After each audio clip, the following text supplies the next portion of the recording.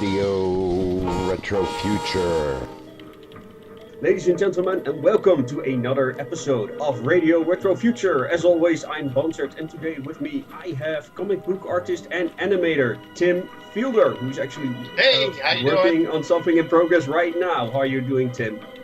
I am doing fine. I am in Harlem, New York, doing some work, trying to keep from being attacked by my cat over here. And we are shaking and baking this big thing. As you guys can see here is my screen. I work on a Wacom Cintiq old 21 UX, and it's going to be partially blocking my view while I'm working and talking. Okay, because this is the first time you are transmitting from beyond the pond, so to speak. Yeah, it's thank you so much for having me. This is my first time actually being interviewed overseas, and it's very cool. I've never been to the Netherlands, and I hope to be able to do it fairly soon. But thank you for having me. I appreciate it. Yes, and of course, welcome for you to be here. Now you are the proprietor of Dieselfunk Studios. So, what I understand from earlier videos you did, it's a kind of a family company. Did I understand that correctly?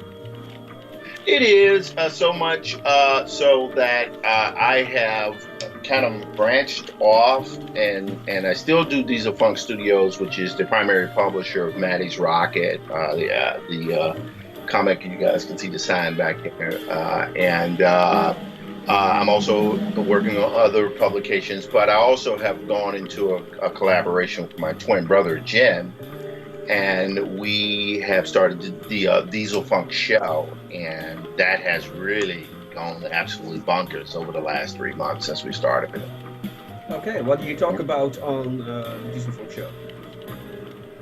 Well, the Dieselfunk show was started during the initial action of this group called Comics Cast by Joyce Bradner, the widow of Harvey Picard. She actually gave me my start in comics back in the late 80s. And I love Joyce. She's as eccentric and brilliant as ever, and she is also insane. And she said, "Tim, I want you to come to Cleveland to cover the RNC, which was an absolute freak show." It was crazy, and myself and Marguerite Bay and Joaquin Junco and Richard Ingram and Seth Tabachman and other cartoonists all gathered together to cover and protest Donald Trump and the insanity that he has going on. And my twin brother came with me, and Joyce is always very open about what we had room to do. So as long as we could cover the Comics Cast work, we also could do what we wanted. And she was very gracious about that. And Jim and I came up with this concept called glogging. And glogging is if you have blogging, which is digital journalism with words, and vlogging, which is, I guess, in a sense what you're doing, digital journalism with video. Glogging is digital journalism with graphics. So while Jim and I would jointly interview our subjects, I would draw them and illustrate them. And when we did the RNC, we did the DNC, which was the Republican National Convention is the RNC. The Democratic National Convention, where Hillary Clinton is the DNC. We did the Star Trek 50th anniversary, and we've done comic book shops in the Philadelphia and in the Brooklyn, New York area. We've done the Brooklyn West Indian Parade, and now we finally had our show, our finale, season finale for season 1, which we're still editing. All the shows will be done in a month, so we can start broadcasting or shopping our show. Was at the White House for the South by South launch. So I illustrated the president and numerous other people who partook in the events. And it's been a fantastic experience. It completely opened me up to things that are beyond me, frankly, that I haven't been able to do. And it's a real honor to do it with my brother. And I think it's going to be I have a lot of hope and fun in the show. It's not a drag. It's exhausting, but it's not a drag. That's good to hear.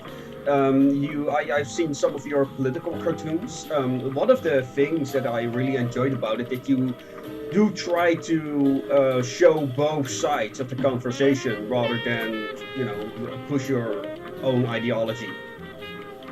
Well, it's impossible as a human being not to have an ideology. But if you're trying to be a journalist, and I'm still learning this thing, still learning the way it works, you still have to kind of like shut the hell up and let people give their points of view. What is shocking, however, is when they begin to talk. And some of their points of views are like, they could be completely different from what I may feel. But my job, one of my purposes for being here, and for me and my brother, is to document the process, and for me to draw who those people are, draw them, and let them speak for themselves, and that's what it's been. But enough for politics for now. Let's talk about what inspires you, because we kind of already talked about Afrofuturism. It's something I never heard of before until I think I read about Afrofuture Fest. It's called, right? Yeah, Afrofuture Fest was this crazy idea I came up with. We've done it for 1 year. We were going to do it at this year's New York Comic Con, but we had some issues. We've had to put a halt on things, but that experience was just all about gathering everyone who is of Afrocentric background in one place so that they could do what it is that they do. And there are other venues out there like the Schomburg Black Comic Book Day. You have MechaCon, you have Black Speculative Arts Movement out there. And all these shows, all these events also promote very similar things. And I've been active in those things as well. And they're just, the perception about Afrofuturism that really catches a lot of people off, not as much as it did, say, 10, 20 years ago, is that Black people actually do engage in comics and cosplay and science fiction and action adventure, and we draw comic books. There are Black comic book artists, there are Black science fiction practitioners, writers, and it's just becoming more public now, and I'm just happy to be a part of the entire thing through my work and through working with others. Okay, and what is the biggest difference from the moment you started in comic books and now, you would say?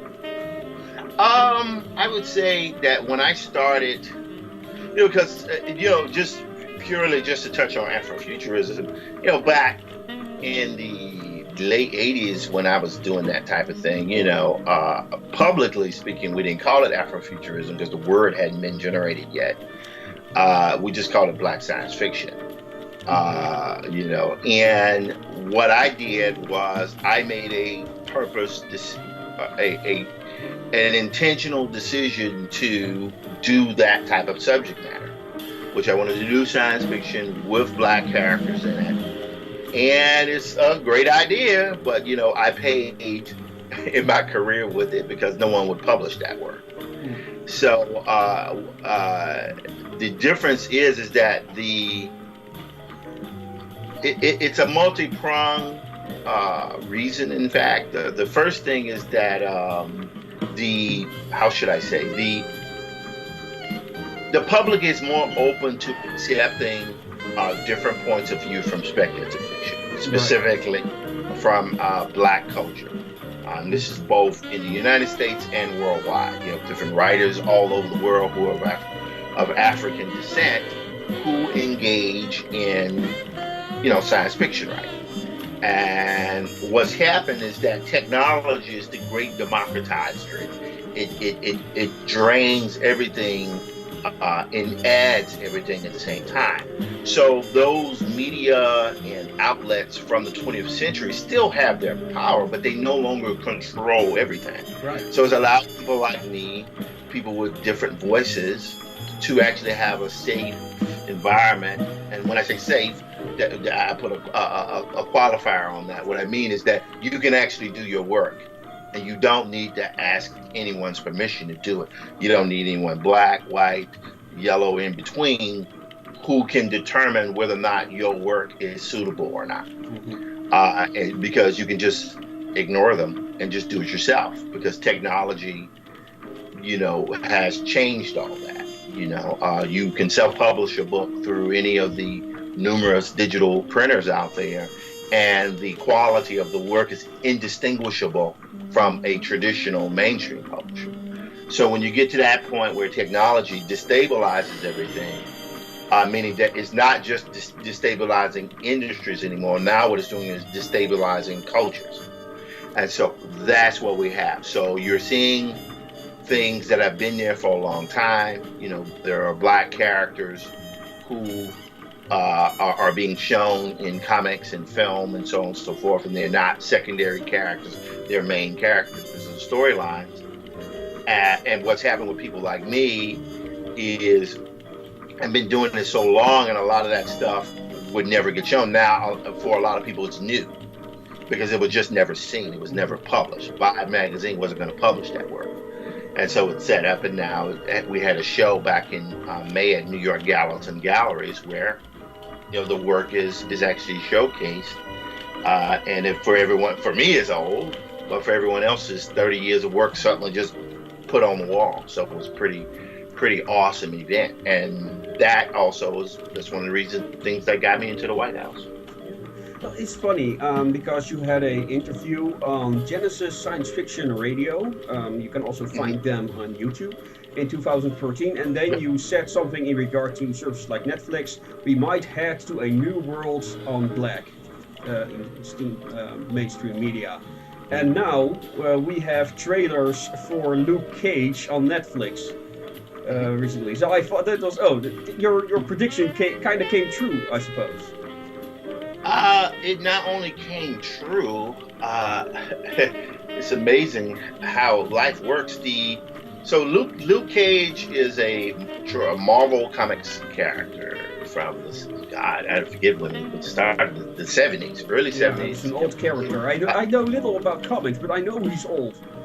Yeah, it's a very old character. It's one of the initial three.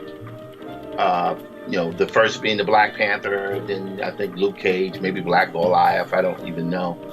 But that's one of the traditional, foundational Marvel comic characters, but certainly absolutely foundational Black comics characters in mainstream comics. And Jack Kirby, again, if I'm not mistaken, could be wrong. But that the comic, that as it's written now, Power Man and Iron Fist, Luke Cage's Power Man, is being written by David F. Walker, who I am in collaboration with on a project called Prison City.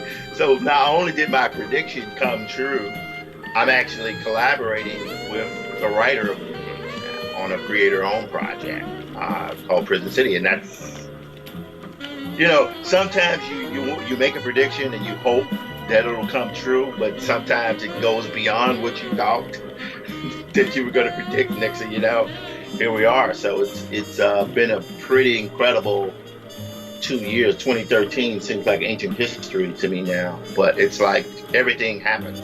And I have some newer predictions to make, but right now, both ones work out quite nicely. Well, before we get into those predictions,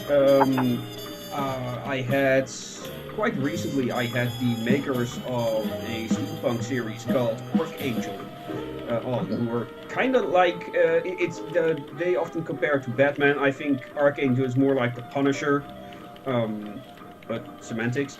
And they are trying to get their steampunk themed series on a service like Netflix. Do you believe that there is more room now for retrofuturism and other smaller genres in this day and age, like Afrofuturism? In fact, I take what you say and I flip it.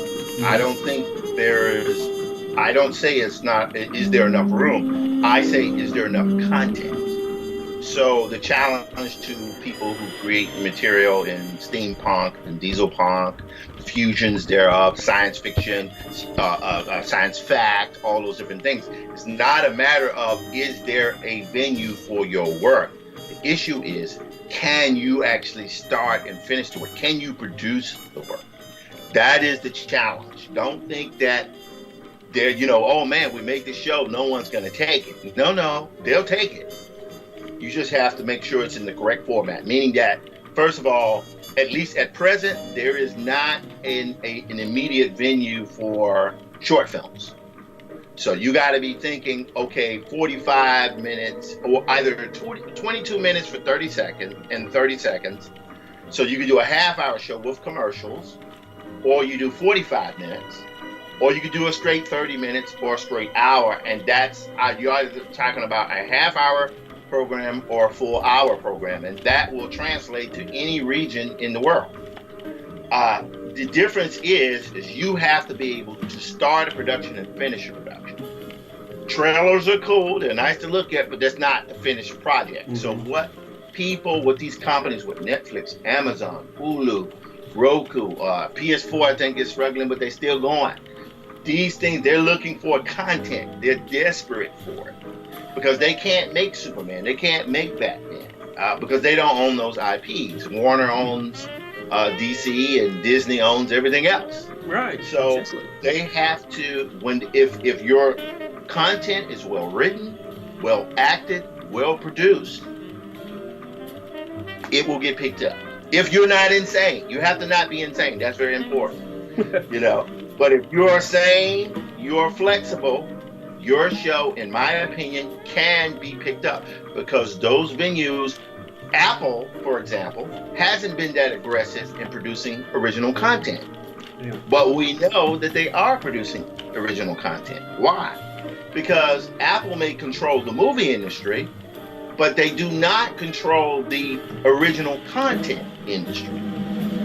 So they can't cede that territory to Amazon and to Netflix. What they have to do is start producing their own content, which is why Dr. Dre, as I understand, is doing a TV show. So like HBO, they can't just say, oh, well, okay, Netflix is taking over everything. They have to continue to produce a Westworld or try to get another season or 2 out of Game of Thrones.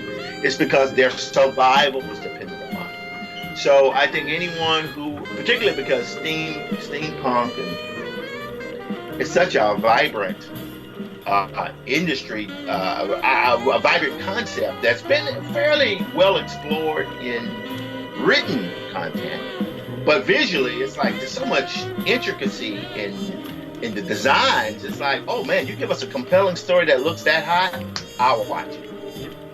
And matter of fact, just a little shout out, some friends of mine from South America are now launching their crowdfunding on Indiegogo for the Dystopia web series, which the trailer looks really impressive, and I actually get called out in that trailer as well. So hey, I'm on authority now. Anyway, and also I got another short movie that was actually made in 2014, but they are looking to make a second episode on it. What was it again? 1843. I don't have it in front of me right now, unfortunately. Can I really quick find it so I can have a quick yeah.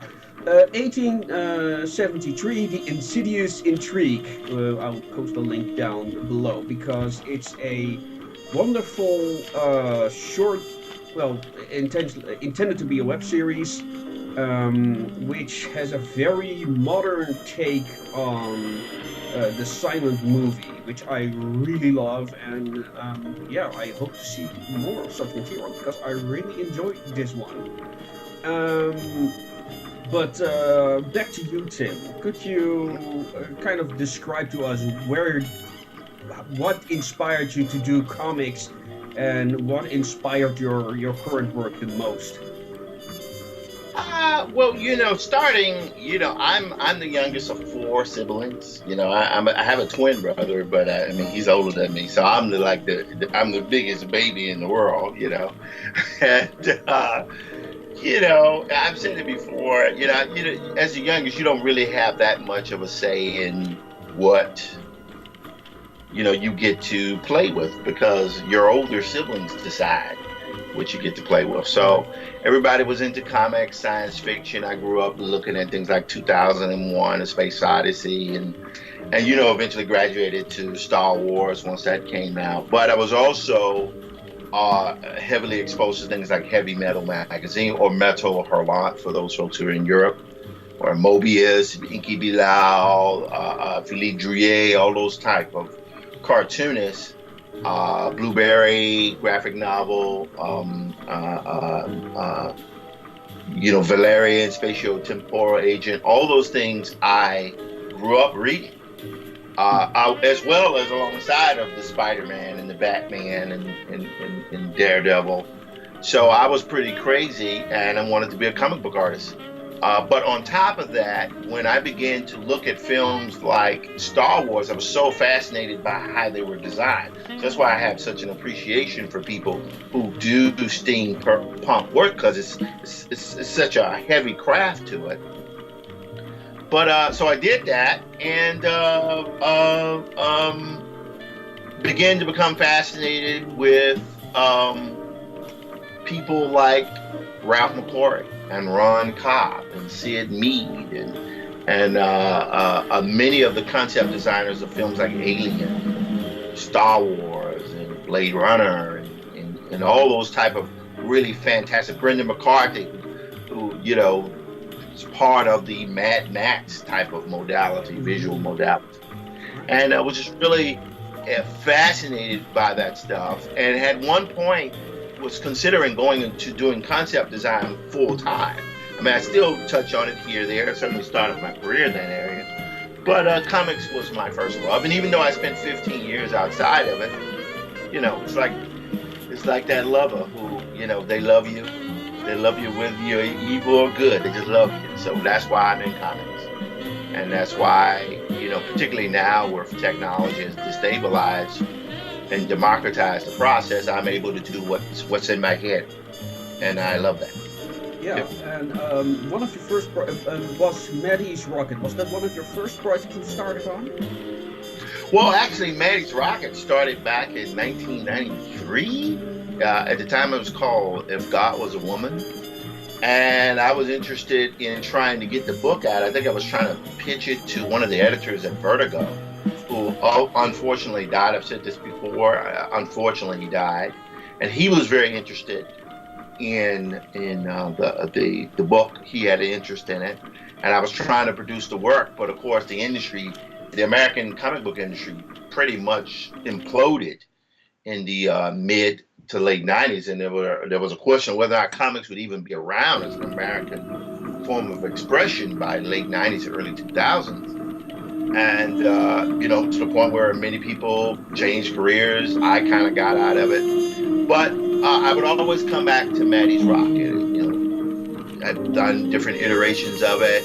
I was trying to do it as a newspaper strip. My friend Barbara Brandon encouraged me on that and put it away for a bit, and then decided to go back to school to New York University back in 2008, and ended up resurrecting the idea in class as an animator because I'd gone into game design and animation, and did quite a bit of it as animation, bad animation, but I did it. And Maddie's Rocket was on one part influenced, named after my great-grandmother, whose name was Maddie Waddy. And I took a lot of that and Buck Rogers and Flash, but a lot of Retrofuturism stuff that's what we're talking about here. And I fused that with those ideas and took the idea of my parents, who are in my dad's 82, my mom is almost 80. And they grew up in a time where there was no black visual or even written representation that you could easily access in science fiction or speculative fiction. And I wanted to fill in that blank because that work had not been done. Mm-hmm. So I said, I'm going to do it. So that's what Maddie's Rocket was. Okay, interesting. And there are trailers for Maddie's Rocket, the animated version. Is that something you want to do for your 80th birthday to have finish? It's interesting that you would ask that question. I think, well, there are times when I'm doing work and I think to myself, there are certain projects that I do that even if I'm enthusiastic about them, your body tells you if this is something you should be doing. That's the first thing. Yeah. And if you know that I am doing this thing and it is bad for my health, then okay, you probably need to pull out of it. But then there are those things that even if they're hard or difficult to do, you also know that you should not,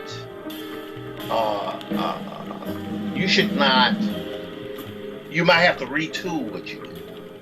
So for me, the thing I've learned over the last, say, 7-8 years in my experience with Maddie's Rocket is that visually it works. Right. Narratively it works. The emotion of non-human characters, that works. It's the character animation that is difficult, and that's primarily because it's so labor intensive and hard to do. Because sure, one person can do it, but it's just very, very difficult to do. So I am going to resurrect Maddie's Rocket as a series eventually, but I will do it instead with green screen. So why animate our character when there are people who we'll call actors who can do such a great job,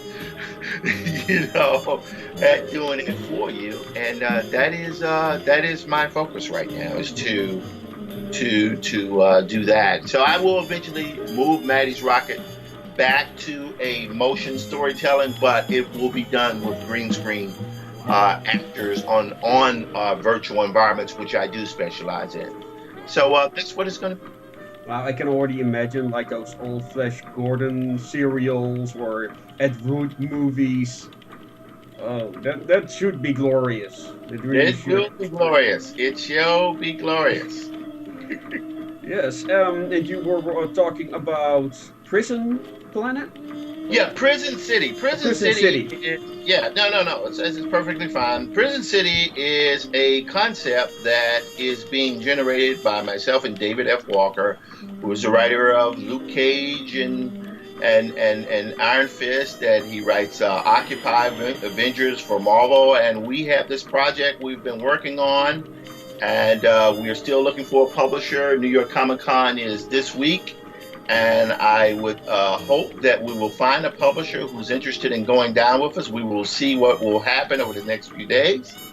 And it is a project about a city that is purchased by a private corporation in a private prison that turns an entire city into a prison. And that's why, thusly, the name is called Prison City, and it is about two individuals specifically that are caught up in the mix of it, and we think it's going to be very entertaining. It's going to be something that people are going to enjoy. I'm the visual artist. I'll be penciling and inking the book, and we will have a colorist who thus far I think will be John Jennings and Stacy Robinson of the Black Kirby collective Mother Box. And we are doing our work and getting everything prepared now. Okay. When do you hope? Well, you still have to find a publisher, but when do you hope to have the thing published? Do you have a deadline? Right now we have different publishers that are interested in the book. We're talking to others, more than one for sure. And definitely next year is when we want to premiere it, because right now you're in this part where when you look at people like the guy who writes Saga, he's able to self-publish on his own site, so we're even looking at that. But I think probably going with a publisher is what we would prefer. We're looking at the Image, the Black Mass. We know of a few others who are interested, but it's about whoever is interested and is willing to give us the best situation so we can promote and produce the book in the best possible situation. Yep. Okay. And then there is another project you're working on called Black Metropolis. Black Metropolis. Black Metropolis, sorry. Which really intrigues me. Because one of the things that I like about Afrofuturism is the previous week I had a talk with Dutch Barracuda. He is one of the guys who runs the Army of Toy Soldiers. That is kind of a charity organization.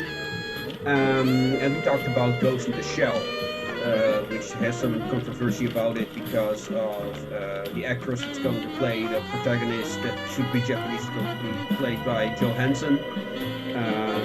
So we got a kind of a discussion about that. But you know, he mentioned like in Japan they've got like the Seven Samurai, and in the United States they have a kind of an homage to it, which is the Magnificent Seven. Basically the same story, but it's a western instead of a samurai movie. And is that you think a good analogy for Afrofuturism? Compared to other sci-fi? I don't know if I would necessarily say that, because Afrofuturism can be anything. Yeah. You know, it doesn't have let me elaborate then. Okay. Because I'm a big fan of Fritz Lang Metropolis movie, and there's a lot of Christian symbolism in there. Like the Seven Sins and stuff like that, and a lot of biblical references. And one expression of Afrofuturism I've seen is that instead of, they can take Metropolis and replace the Christian symbolism with African symbolism instead. So basically tell the same story, but from another angle and another culture. Yeah, that's in my case, the large amount of imagery that came through in Black Metropolis was, and by the way, the term Metropolis in Black Metropolis comes from a book called Black Metropolis. Okay. That book that was produced about the city of Chicago, which they call Black Metropolis. So the Fritz Lang thing was only half of the genesis for using that term. Okay. Yeah, but Black Metropolis is a story that is heavily influenced by Yoruba ideology. Yoruba being a West African religion where you deal with deities, Shango, Ogun, Oya, Yemeya, things like that. And I wanted to take those concepts and put them within a kind of urban science fiction environment, but treat it as if it were a Hollywood movie in terms of its visual development. Right. And that was the idea. So it's not, which got me in quite a bit of trouble, and it made me not have the most dynamic career, particularly early in my career, but I wanted to treat those characters as human as possible. They had flaws, they were imperfect, they were capable of evil, they were capable of good and love and hate, and I wanted to do it, but make it look good. Make it as dynamic as possible, and that was the idea. We want the ability and the right to tell a story how we want to tell it and have characters that are flawed, but they have just as much visual dynamism as anyone else's story. So when you're talking about things like Ghost in the Shell and the present idea of Scarlett Johansson, being the Kusanagi character, it's almost like, yeah, I can imagine some people would be upset about that if, Ghost in the Shell was a primarily American concept, but it is not. It's a Japanese concept. Mm-hmm. And so the main character, everyone has always assumed the main character was Asian. Yep. And if it were me, I would have gone with the young lady who played the lead in Pacific Rim. I think Yeah, she would I have heard been great. that indeed a lot, but we also suggested her. Yeah. Yes, she would have been fantastic. But this is the planet Earth, and it's almost like in another life, in another existence, it would have been something that would have been terribly upsetting. But make your own movies, man. Right. Who cares what someone from okay, so they can't make the movie and release it here without Scarlett Johansson. I don't care anymore. I don't care because I'm much more interested. If you want to do a police procedural that has the level of complexity, it's not like Ghost in the Shell is the first time that concept has been here. I mean, William Gibson did it pretty good just with words, right? So I think there's enough room for a kind of action adventure in a cyberpunk type world where you can make your own movies, particularly now because there are other places to release that material. So we only have a limited amount of time on this planet. Just create your own concepts. Don't worry about Ghost in the Shell or whether. I mean, I frankly like Scarlett Johansson. I love the selection of movies that she's done over the course of her career. No complaints there, absolutely not. No. Right, I hope she does a great job with it. I'll pay to go see it. Yeah, I will. I and Dutch discussed it in great depth because, the thing for me is like Ghost in the Shell has such a long history for me. It's how I got into cyberpunk and then finally into steampunk. It's something you really want to be done well. We'll watch the previous stream for all that before we get into too much depth because you are a busy man. And I can't believe I'm busy. That's amazing. Thank you so much for saying that. I am busy. I was not always busy. Yeah, but one thing of Afrofuturism, when I looked at a lot of videos by other artists, including one filmmaker, what was his name again? John Eckroth. Yeah, exactly. And one of the things that intrigued me about it is that it seems to ask a lot of. You seem to see it purely as a form of entertainment and visual style, but there are a lot of artists that consider it as a kind of, the kind of questions that seem to bother a lot of Black Americans, where do we come from and where do we go? Right. Is that something you associate with Afrofuturism? Those questions? Sure. I am a black man who is drawing on. I am drawing on a Wacom Cintiq in Harlem, New York, while conducting engaging in an interview with someone who lives in the Netherlands. 2 days ago, I was on the lawn of the White House, after having created 2-3 months ago an art digital visual journalism, and I am the great grandson, or probably the great grandson, if you look at me here, of a slave owner and a slave. That is Afrofuturism. That is Afrofuturism. That is, there's this thing about Native Americans here that they all got killed. Yeah, quite a few of them did, but many of them didn't. What did they do? Oh, they merged with other ethnic groups. Yeah. And that's why I have Native American ancestry, and why many African Americans have Native American ancestry. That's why I chose to base Maddie Waddy visually off of a kind of Lena Horne, because she had Native American ancestry.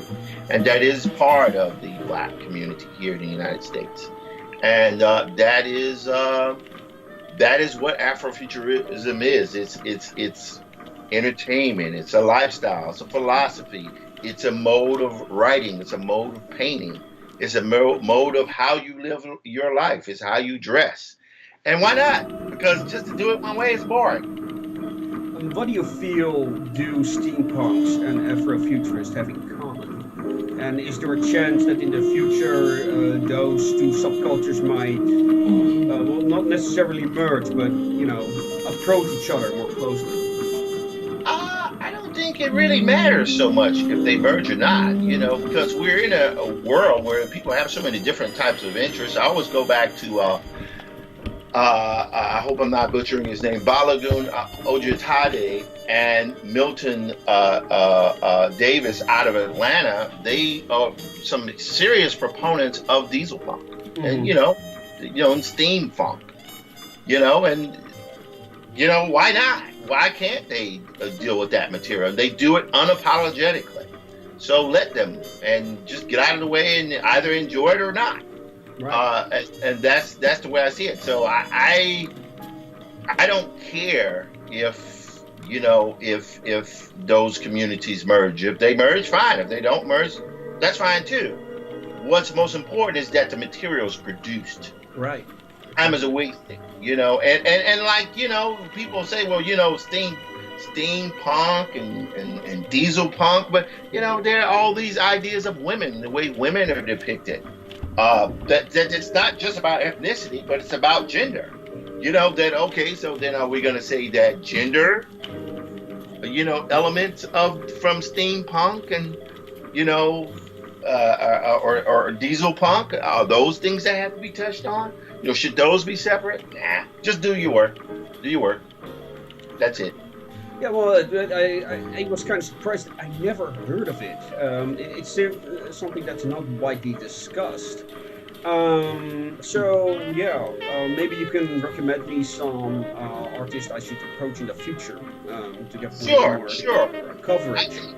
Balagoon, you can just go on Facebook and look at Diesel. I think it's Dieselfunk Futures. I'm forgetting the name of their site. I'll look it up. Just send me a link later on. Yeah, I will send you a link. Those guys have been producing work for a long time. Charles Saunders, the father of kind of African-based, sword and sorcery. Samuel R. Delaney, Octavia Butler, obviously, her stuff. Stephen Barnes, Tanarv Due just won some awards. Nnedi Okorafor just won some. Naglo Hopkinson is blowing it up. I can't even name everybody. There's so many Black writers out there just blowing it up with all kinds of science fiction stories. Visually, I think I mentioned John Jennings and Stacey Robinson of the Black Free Collective. You have even my twin brother Jim Fielder has a horror film coming out called Flow, which is a Black vampire film that has decapitations and impalements. So it's straight up with the visual effects, and that'll be out shortly. You have Greg Anderson Elise, who did Is Nana the Were-Spider. You have all of these different types of writers, both mainstream, David F. Walker, Jamal Igle. It just goes on. Afrofuturism, Afrocentrism in comics and speculative fiction is a wide and vast thing. And if you're just hearing about it now, don't worry, you'll get up to speed soon enough. Okay. With that, we're about at the 45-minute mark. So, is there any final message you have for the audience, and maybe where they can find your work? Yes, I do. Right now, my work can be viewed at dieselfunk.com for the publications. You can see the link there for Maddie's Rocket, which is at maddiesrocket.com. You can also look at the show, Dieselfunk Show, at dieselfunkshow.com. And that is what I'm doing. PrisonCityComic.com is the project I have with David F. Walker. And please view what we're doing. Go out there, see other different people doing their thing. Tasha Womack is doing her project. Just a lot of people. It goes on and on. So definitely look up my stuff. Dieselfunk.com, dieselfunkshow.com, prisoncitycomic.com. Okay. Any words of inspiration?